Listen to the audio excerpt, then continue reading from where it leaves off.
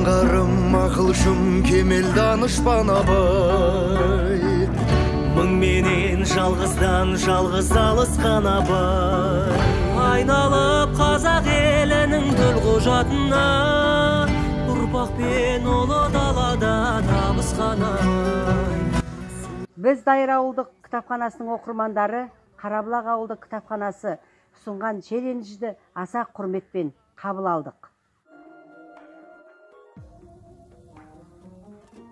Абай Құнанбайұлының 18-ші қара сөзі.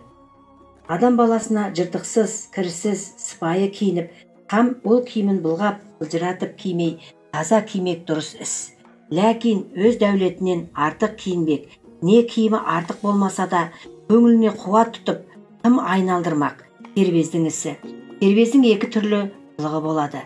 Бірі бет пішінін, тақал мұртын, мүшесін, жүріс тұрысын, қас қабағын қолдан дүзеп, шынтағын көтеріп, қолын тарақтап әуре болмақ.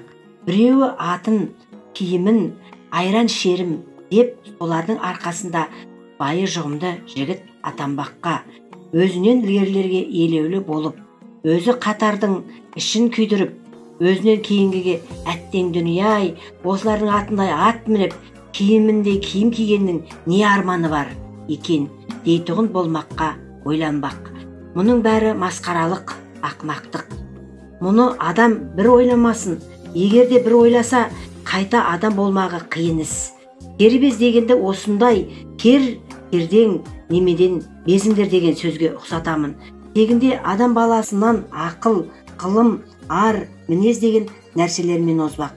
Онан басқа нәрселерменен оздым ғой демектің бәрі де ақмақтық.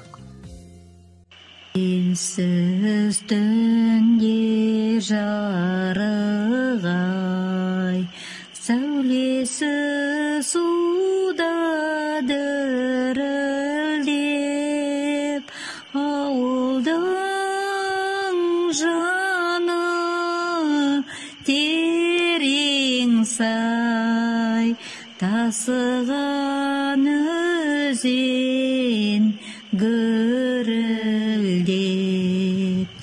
қалың ағаш жапырағы сыбдырласып өзді-өзі, көрінбей жердің топырағы, құлпырған жасыл жер жүзі.